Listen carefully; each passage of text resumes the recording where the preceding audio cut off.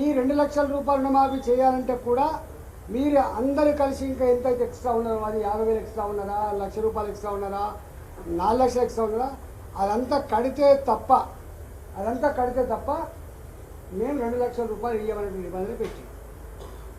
రెండో మాట ఏం చెప్తున్నారు, ఇవాళ పెద్ద కుటుంబాలు కాకుండా చిన్న కుటుంబాల్లో కూడా భార్య పిల్లలు అసలు ఏర్పడని ఉమ్మడి కుటుంబం అయినప్పటికీ కూడా వాళ్ళకు కూడా మరి నా భార్య పేట 90,000 ఉన్నది, మా భర్త పేట 1,40,000 ఉన్నది అంటే ఎవరిది వాళ్ళకు రుణమాఫీ జరగదు ఇక్కడ. భార్య పేట రుణమాఫీ 90,000, భర్త పేట రుణమాఫీ జరగదు ఇక్కడ. మళ్ళీ భార్య భర్త ఇద్దరిది కలిపి 2 లక్షల రూపాయల వరకే తప్ప మిగతాది లేదు.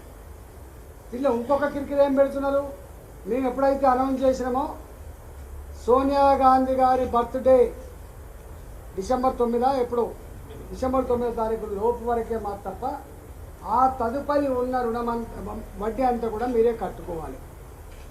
అనౌన్స్ చేసింది మీరు, డబ్బులు మీరు ఆనాడు ఇవ్వలేదు, 8 నెలల తర్వాత మీరు ఇస్తున్నారు.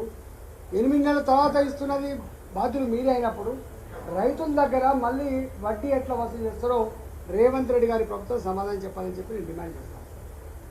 ఇవాళ అసలు కథ ఏంటంటే ఉద్యోగులు, ప్రభుత్వ ఉద్యోగులు, రిటైర్డ్ ఉద్యోగులు లేదా రేషన్ కార్డు లేని వాళ్ళు, ఐటీ రిటర్న్ చేసేవాళ్ళు ఈ మధ్య మీరు చూస్తూ ఉన్నారు.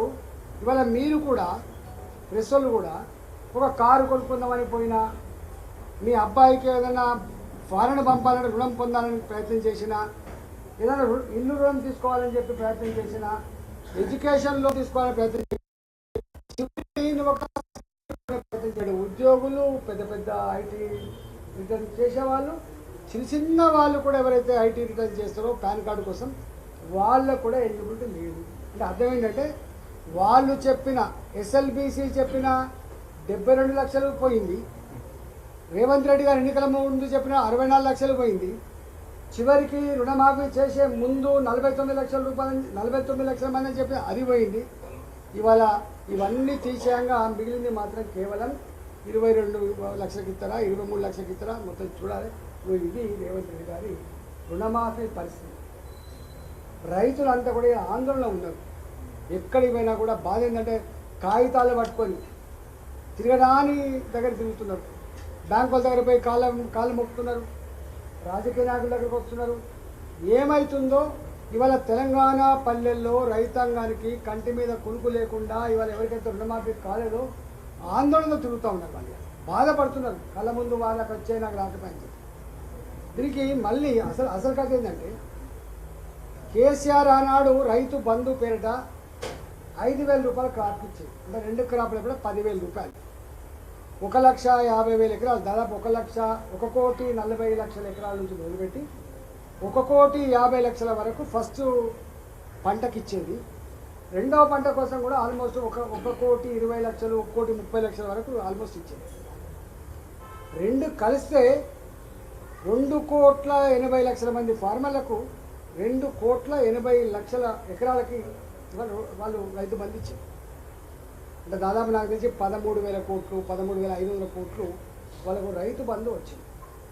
వీళ్ళు ఏం చెప్పిండ్రు రేవంత్ రెడ్డి గారు, కేసీఆర్ ఇచ్చే ముష్టి 5,000 రూపాయలు ఏంది, 7,500 రూపాయలు ఒక్కొక్క క్రాప్ చొప్పున 2 క్రాపులకు కలిపి 15,000 కోట్ల రూపాయలు నేను ఇస్తాను. అంతేకాకుండా ఇంకొక అడుగు ముందుకేసి ఇవాళ లీజ్ ఫార్మర్స్ ఎవరైతే ఉన్నారో, కౌలు రైతులు ఎవరైతే ఉన్నారో, కౌలు రైతాంగానికి కూడా ఎకరానికి 12,000 రూపాయలు ఇచ్చే ప్రయత్నం చేస్తాం.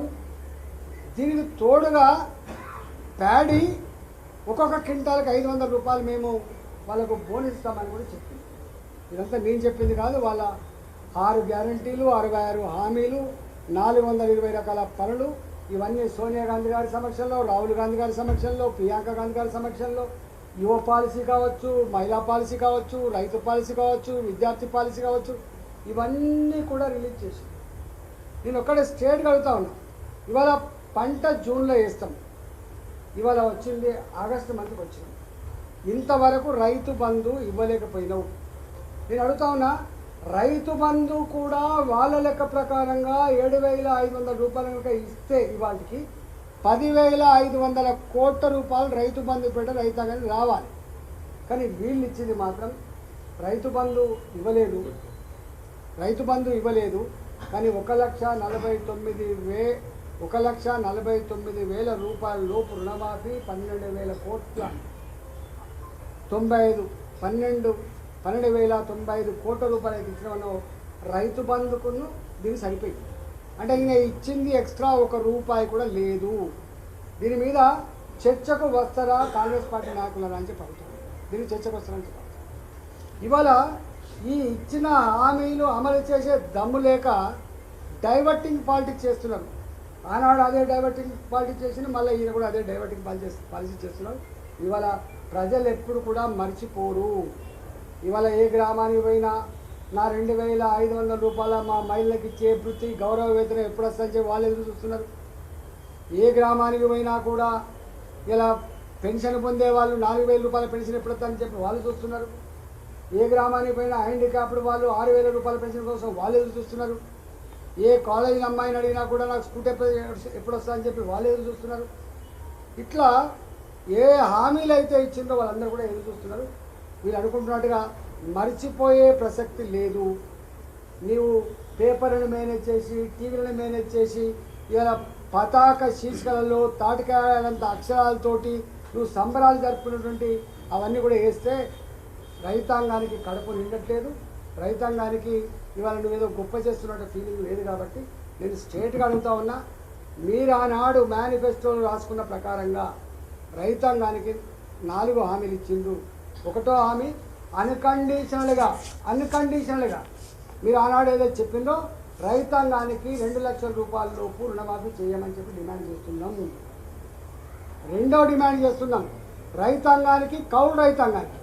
రైతులకేమో 15,000 రూపాయల ఎకరానికి, కౌలు రైతాంగానికి 12,000 రూపాయలు బేషరతుగా వాళ్ళకు ఈ ఫస్ట్ పంట కింద ఇవ్వాలని చెప్పి డిమాండ్ చేస్తున్నాము.